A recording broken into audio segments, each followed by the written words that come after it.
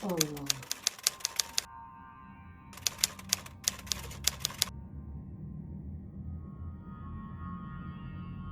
Assalamualaikum warahmatullahi. Assalamualaikum warahmatullahi. Mang Sukir. A'udzubillahi minasyaitonirrajim. Bismillahirrahmanirrahim. Assalamualaikum warahmatullahi wabarakatuh. Kembali lagi bersama Mang Sukir. Untuk cerita kali ini, Mang Sukir masih melanjutkan cerita yang sebelumnya yang berjudul Kuburan Sumi. Cerita ini ditulis oleh Nazar Syarif. Bagi teman-teman yang ingin membacanya secara langsung, bisa langsung kunjungi link yang saya sudah sertakan ada di deskripsi. Sebelum Mang Sukir melanjutkan cerita, bagi teman-teman yang belum subscribe channel ini, silakan untuk subscribe channel ini dan nyalakan notifikasinya agar tidak ketinggalan cerita-cerita dari Mang Sukir. Dan tak usah berlama-lama, langsung saja kita ke ceritanya. Selamat mendengarkan. Ada yang bisa saya bantu, Bu? Ucap Rina ramah. Maaf mengganggu. Jadi begini, Mbak. Saya kan ada keperluan sama Marni. Tapi orangnya gak jualan di depan. Jadi saya nyari ke sini. Tutur Bu Sumi. Ada keperluan apa ya, Bu? Sepertinya penting. Tanya Rina. Begini. Pekan lalu si Marni hutang. Pinjam duit saya 15 juta. Saya beri waktu tiap pekan untuk mencicilnya. Harusnya hari ini cicilan pertamanya. Padahal kemarin si Marni masih jualan. Saya lihat sendiri dia masih baru buka lapak. Terus saya tagih. Katanya besok. Jadi harusnya hari ini dia bayar. Jawab Bu Sumi. Astagfirullah. Banyak banget utangnya Marni. Kaget Rina.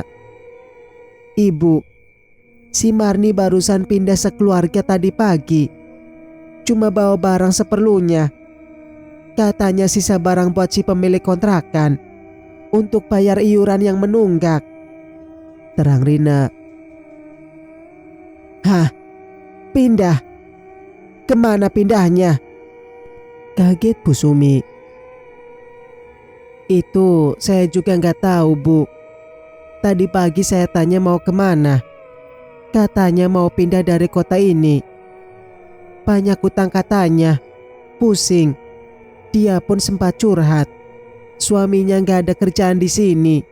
Cuma jagain anaknya di rumah. Untung jualannya nggak seberapa. Katanya habis terus buat makan.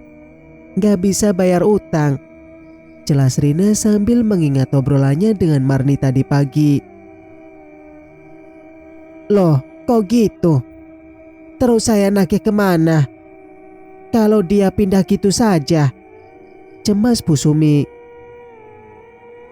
Saya nggak tahu, Bu. Si Marni sekeluarga itu kan cuma perantauan juga. Aslinya bukan orang sini. Utangnya di toko sembako pun banyak. Kemarin ditagih si pemilik toko. Dianya nangis-nangis, minta waktu buat bayar. Dan parahnya mau minta nambah hutang lagi. Jelas orang toko gak mau. Jawab Rina. Duh, uangku 15 juta itu sama dia. Cemas Bu Sumi. Coba ibu hubungi si Marni, usul Rina. Loh, katanya pas awal ketemu dulu, dia bilang gak punya handphone. Pikiran Bu Sumi kemana-mana. Ada, Bu. Handphonenya sama suaminya. Dia aja gak mau kasih nomornya. Jelas Rina.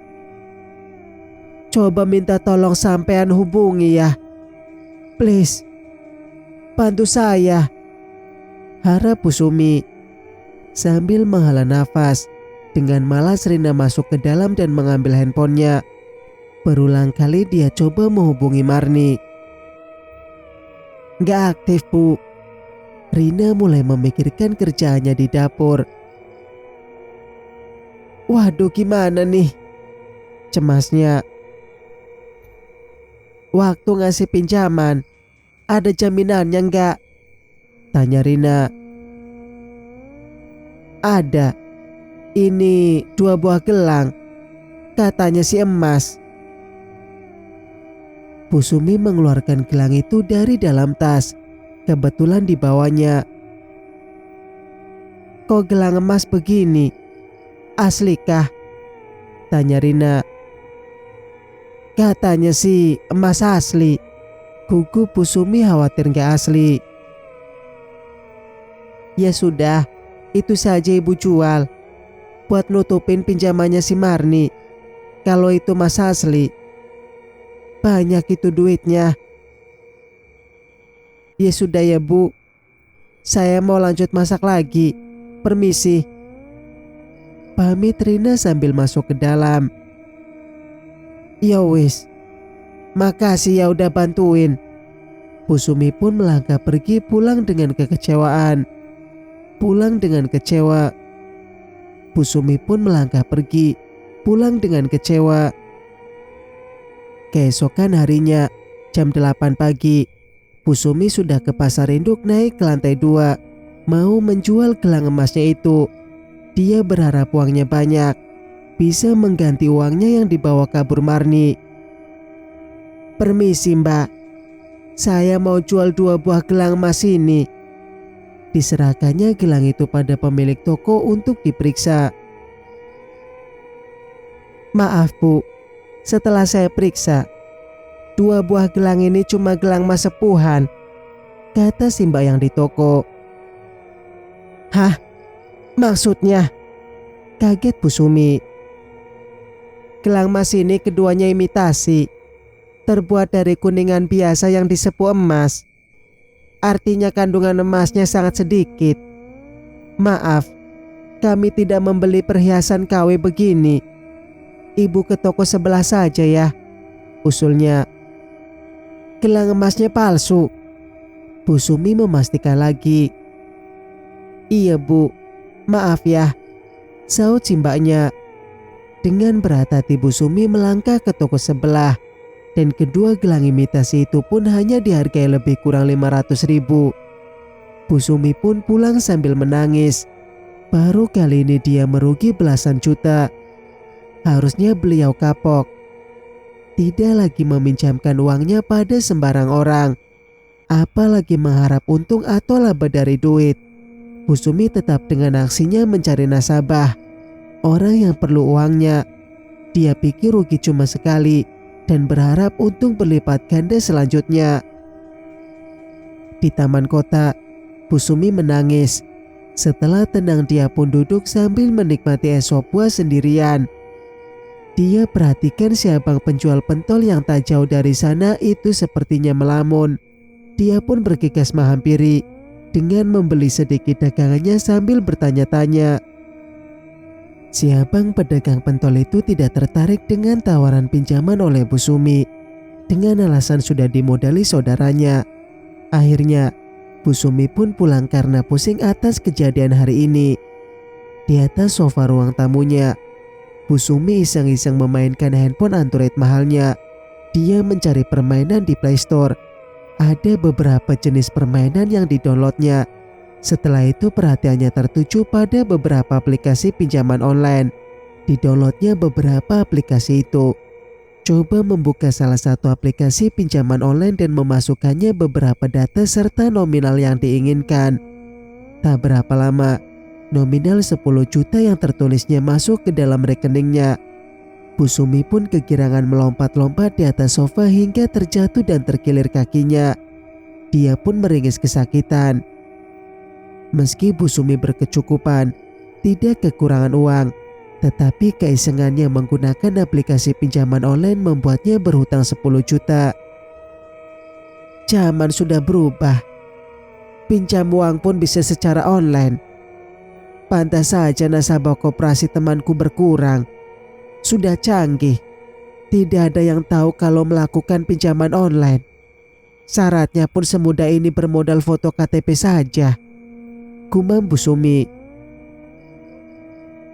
Mulai besok aku menyewa bodyguard untuk melancarkan usahaku, gumamnya.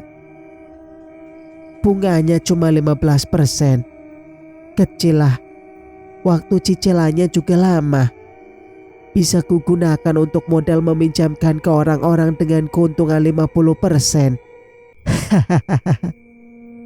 Bu Sumi tertawa jahat, seolah kekayaan di depan mata menghampirinya. Waktu berlalu, tagihan pinjaman online mulai mengganggu.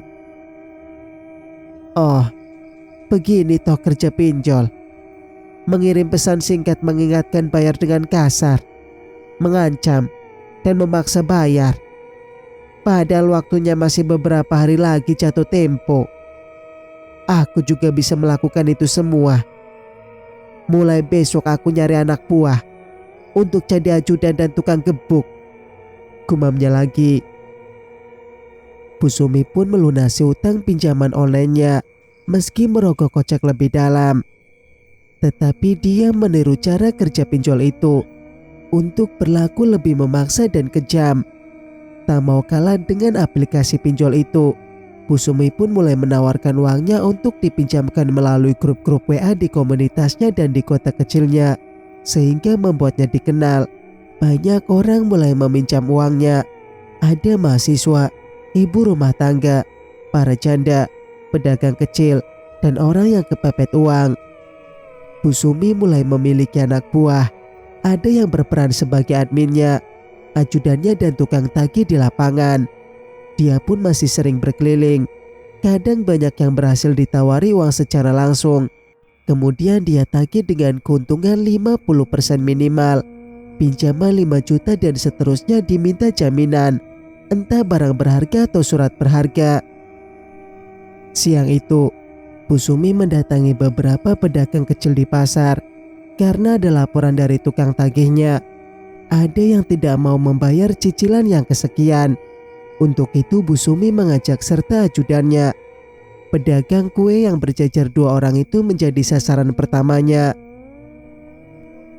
Asih, Siti, cepat bayar cicilan kalian. Saya tidak mau mendengar penolakan kali ini, ancam Bu Sumi. Maaf Bu, dagangan kue-kue saya masih banyak ini, sahut Asih lemah.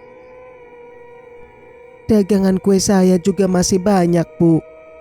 Kan sudah beberapa kali cicilan kami bayar Bu. Kok belum lunas-lunas juga ya? Ragu Siti. Belum.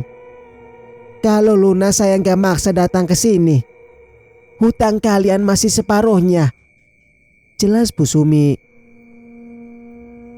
Jangan sekarang lah Bu. Kami belum ada uangnya, sahut Asih mengiba. Mana kresek? Sini. Kalian bayar pakai kue-kue dulu.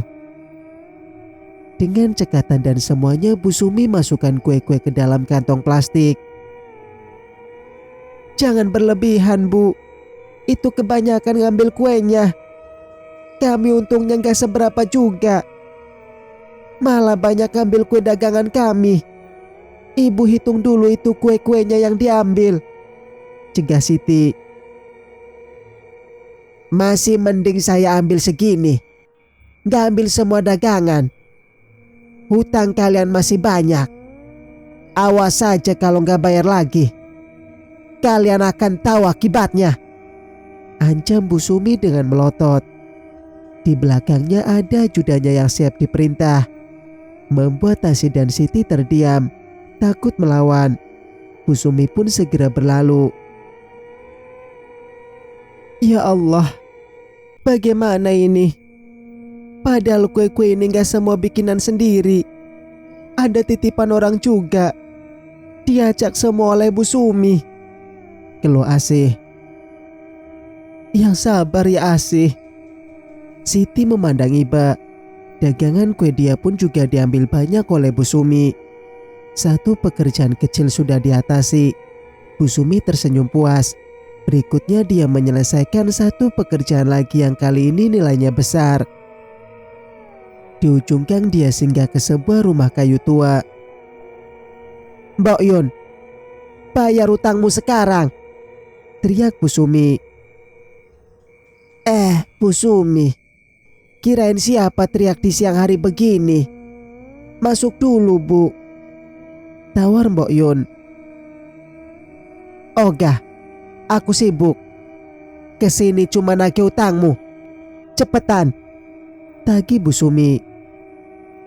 Waduh Bu, yang utang itu kan anak saya katanya buat modal dagang. Belum balik modal lah Bu. Anak saya pun keliling ke pasar tumpah jualannya. Mbok Yun menjelaskan. Sudah, kalau nggak sanggup bayar utangmu 30 juta itu, kusita rumah lapukmu ini, ancam Bu Sumi. Jangan Bu, anak saya kan cuma utang 20 juta buat beli motor sama modal jualan. Kok jadi banyak utangnya? Tanya Mbok Yun. Hitungannya udah benar itu. Harusnya hutang sampean itu 40 juta karena telat 2 bulan. Ini sudah dikurangi jadi 30 juta. Masih protes? Mau disita rumah sampean itu Mbok. Kalau nggak mau bayar, ya sudah, kalian pergi dari sini. Surat rumah ini sudah sama aku juga kan? Ancam Bu Sumi. Jangan usir kami. Ini rumah satu-satunya. Walau rumah tua sudah lapuk, cuma ini rumah tempat tinggal kami Bu. Mbok Yun mengiba dengan isakan dan tetesan air mata. Baiklah, 1 bulan lagi harus lunas. Bayar 40 juta atau tinggalkan rumah ini, ancam Bu Sumi dengan menaikkan nominal pembayaran sesuka hatinya. Ya Allah, tega kamu Sum. Mbok Yun mulai marah. Diam, atau kesabaranku habis. Bu Sumi melotot. Ayo, cepat pergi dari sini, ajaknya pada ajudan yang menemaninya. Ingat, 1 bulan lagi aku kesini, ucap Bu Sumi sambil berlalu. Mbok Yun masih terisak dan terduduk di tanah. Bu Sumi berubah garang. Bukan lagi Bu Sumi yang sederhana dengan penuh kesopanan. Dia berubah seiring majunya usaha menggandakan uangnya. Sudah jauh dia melangkah. Apakah ada kemungkinan Bu Sumi bertobat dan menghentikan kebiasaan lintah daratnya? Lambat laun informasi Bu Sumi menjadi lintah darat sampai ke telinga Rahmat, anak Bu Sumi. Rahmat sama sekali belum mengetahui akhir-akhir ini ibunya berubah. Dia tidak setuju ibunya menjadi lintah darat. Untuk apa melakukan itu? Jelas dilarang agama. Dengan mengambil riba, apalagi keluarganya bukan orang susah. Harta peninggalan papanya pun masih banyak. Rahmat berencana mengunjungi ibunya dan menasehati secara langsung. Sang anak sematawayang Bu Sumi akhirnya berkunjung. Dia menasehati ibunya agar menghentikan kebiasaannya menggandakan uang, meninggalkan riba, dan mengajaknya pergi ke kota untuk tinggal bersama. Ibu, saya mohon, hentikan usaha ibu menggandakan uang seperti sudah-sudah. Ikutlah bersama saya tinggal di kota. Cucu ibu sudah mulai masuk TK, sedang lucu-lucunya, rayu sang anak. Ogah, mending anak dan istrimu diajak kemari. Ibu gak betah tinggal di sana. Sudah Lale, jangan paksa ibu tinggal di kota, tolak Bu Sumi. Bu, tolonglah hentikan usaha ibu itu. Karena meminjamkan uang dengan berbunga itu riba. Ibu berdosa.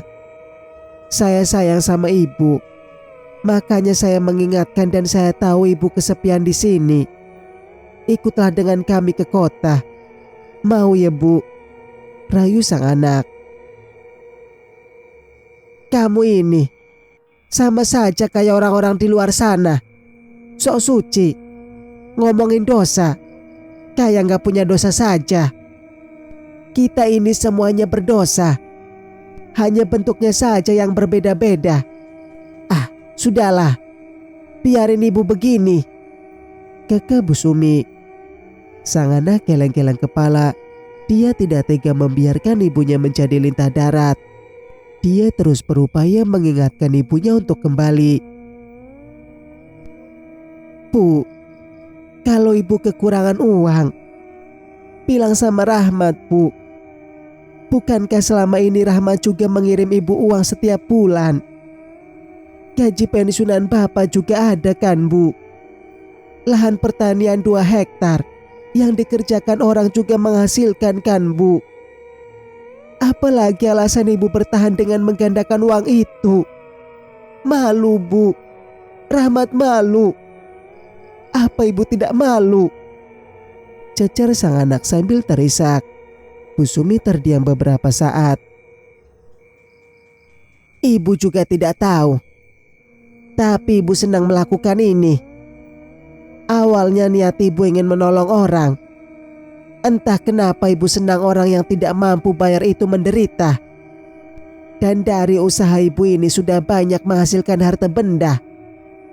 Sayang sekali kalau ditinggalkan, jawab Bu Sumi tanpa pikir panjang. Sang anak yang mendengar penjelasan ibunya tambah sedih. Dia menganggap ibunya keras kepala. Belum berhasil dinasehati, Rahmat pun memutuskan untuk cuti dari kantornya. Dengan harapan ibunya berubah setelah dinasehati beberapa hari ke depan. Sudah 2 hari sang anak di rumah. Semenjak itu pula aktivitas Bu Sumi terbatas. Dia kesulitan bepergian lantaran sang anak selalu banyak tanya. Setiap orang berkunjung ke rumah mau meminjam uang pun selalu diusir sang anak. Dengan alasan ibunya sedang tidak enak badan. Bu Sumi tidak kehabisan cara. Dia perintahkan anak buahnya melalui telepon maupun pesan singkat untuk melakukan penagihan. Dan uangnya diputar dipinjamkan lagi pada orang yang membutuhkan dengan bunga yang lebih tinggi. Di kemudian hari, sang anak pun kembali ke kota untuk bekerja. Sumi pun merasa bebas. Pakaian tertutup sementaranya diganti menjadi pakaian santai. Serta bebas bepergian kemana-mana. Kembali lebih giat menggandakan uangnya. Petua dan nasihat anaknya selama beberapa hari dilupakannya. Singkat cerita, Bu Sumi mengajak Anto, anak buahnya yang berotot untuk melakukan penagihan langsung. Kali ini dia benar-benar mau mengusir Mbok Yun dari rumahnya. Hei Mbok Yun, masih ingat kan? Kalau lewat sebulan belum sanggup bayar, rumah ini jadi milikku. Sekarang juga bereskan barang-barangmu. Pergi dari sini secepatnya. Besok sudah ada yang menempati, perintah Bu Sumi. Keterlaluan kamu, Sumi. Tak ada rasa kasihan bagimu. Kami ini orang tak berpunya. Hanya rumah lapuk tempat kami bernaung ini saja mau kamu ambil. Jangan serakah. Biar kami tetap di sini. Anakku akan membayar hutangnya, jawab Mbok Yun. Waktumu sudah habis. Silakan berkemas. Ku beri kelonggaran hanya sampai besok pagi. Pembeli akan datang besok siang. Rumah ini harus kosong. Paham? Jika besok siang masih di sini saat aku datang, maka jangan salahkan aku menyakiti kalian. Kamu dan anakmu, tegas Bu Sumi sambil menunjuk ke anak buahnya yang membawa tongkat kayu. Kejam. Kamu tak memberiku pilihan. Keterlaluan. Ingatlah azab Allah, Sumi. Hartamu tak akan dibawa mati, rintih Mbok Yun. Diam. Berisik. Jangan sok suci. Kamu sendiri belum tentu masuk surga wanita tua. Kamu urus hidupmu sendiri. Paling juga jadi gelandangan, balas Bu Sumi. Ayo, cepat pergi, ditanya pada anak buahnya. Kita keliling. Lanjutkan penagihan ke kosan. Lanjut ke rumah-rumah di pinggir sungai. Hari ini harus dapat banyak. Perintah Bu Sumi pada anak buahnya. Sebentar lagi aku kaya raya. Hartaku makin banyak. Aku akan menjadi orang terkaya di kampung ini. Bu Sumi dan anak buahnya tertawa setelah melakukan penagihan. Bu Sumi kembali menjadi perbincangan lantaran mengusir nenek tua dari rumahnya. Hal itu diketahui Rahmat karena dia pun banyak teman di kota asalnya. Akibatnya makin resahlah dia, menjadi tidak fokus bekerja. Pandangannya berputar-putar. Tak sengaja terlihat olehnya kalender bergambar Ka'bah. Terlintas di benaknya mengajak sang ibu untuk berangkat umroh bersama. Mungkin dengan cara ini terbuka pintu hati ibunya untuk bertaubat.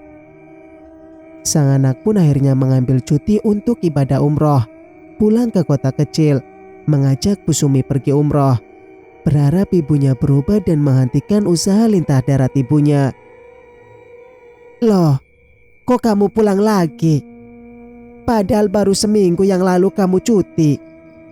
Gak baik lo sering libur. Nasihat Bu Sumi pada anaknya yang baru datang. Sengaja Bu saya ambil cuti lagi. Kali ini lebih lama. Saya mau mengajak ibu berangkat umroh bersama. Ajak sang anak. Apa? Berangkat umroh? Tidak. Ibu belum siap. Ibu sedang banyak urusan di sini. Gila Bu Sumi. Ayolah Bu. Saya sudah mengambil cuti dan memesan tiket 4 orang. Kita berangkat bersama istri dan anak saya. Ibu mau ya? Bujuk sang anak. Gimana ya? Berangkatnya kapan sih? Kok kayaknya mendadak gitu? Ibu juga mau bareng anak mantu dan cucu ibu. Sejujurnya ibu belum siap sih nak. Tapi kalau kamu memaksa, ya ibu nurut saja. Bu Sumi mengalah. Alhamdulillah. Sebenarnya berangkatnya besok lusa Bu. Hari ini ibu siap-siap saja. Bawa bekal secukupnya. Nanti juga ada yang membimbing selama di perjalanan dan ibadah di sana. Ibu nurut saja ya, pinta Rahmat. Besok lusa ya? Mendadak sekali. Ya sudah, ibu siap-siap bekal dulu. Kamu istirahat saja, pasti capek. Anak dan istrimu menunggu di sana ya? Tanya Bu Sumi. Iya Bu, anak dan istri saya menunggu di rumah sana. Nanti kita berangkat melalui kota tempat tinggal kami, saut Rahmat. Bu Sumi pun berkemas, membawa bekal seperlunya. Kemudian di sore harinya dia mengumpulkan anak buahnya di sebuah warung. Bu Sumi menitipkan usahanya pada orang kepercayaannya dan anak buahnya. Dia bilangnya pamit pergi umroh dipaksa sang anak. Untuk penagih tetap dijalankan. Hanya dia istirahat 3 pekan tidak meminjamkan uang kepada orang baru selama bepergian. Untuk kali ini dia berpesan pada anak buahnya untuk melakukan penagihan secara lembut dan menghindari masalah selama dia belum kembali. Bu Sumi tetap khawatir kepergiannya ke Tanah Suci mengalami kendala, baik selama di perjalanan maupun selama berada di sana. Karena mengingat perbuatannya sebagian melebihi batas, dia pun menyadari kalau menggandakan uang itu riba dan merencanakan suatu saat akan berubah.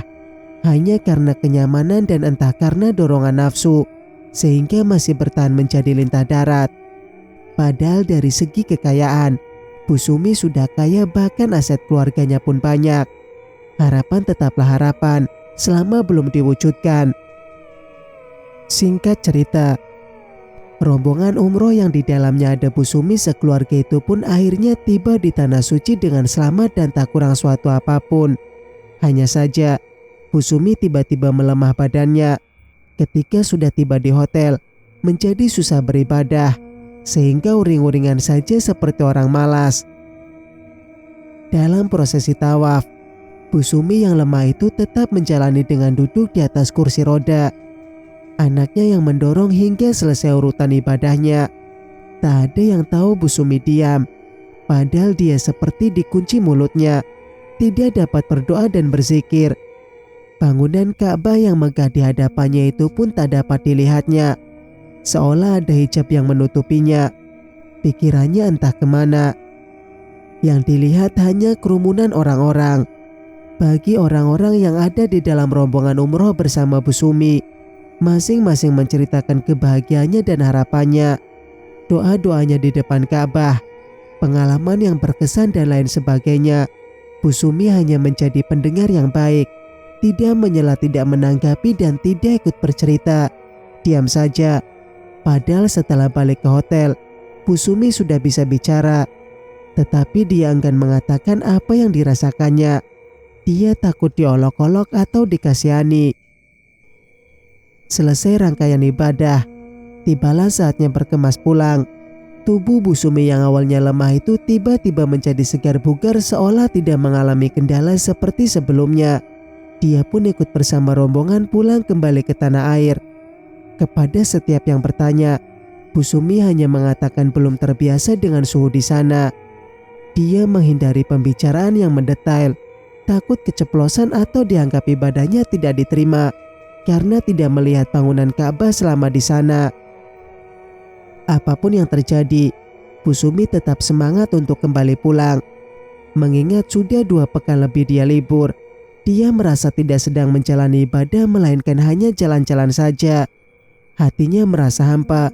Pulang kembali melakukan aktivitas seperti biasa. Harapan tinggallah harapan. Dia hanya tidak ingin mengecewakan sang anak saja. Hidupnya belum ada perubahan. Kalaupun dilihat dari segi penampilan, itu bisa menipu. Pakaian takwa banyak, siapa saja bisa membeli dan memakainya. Tapi ketakwaan yang sesungguhnya kembali pada diri masing-masing. Sudah bahagiakah di dalam ketakwaan? Kalau belum, berarti masih ada perbuatan yang menghalangi untuk bertakwa. Seperti apakah penampilan Bu Sumi sepulang umroh? Apakah akhirnya menyadari dan meninggalkan aktivitas menggandakan uangnya? Bagaimana akhir hayat Bu Sumi? Sempatkah dia bertobat? Bersambung. Nantikan kelanjutan ceritanya di video berikutnya. Mas Sukir pamit. Wassalamualaikum warahmatullahi wabarakatuh.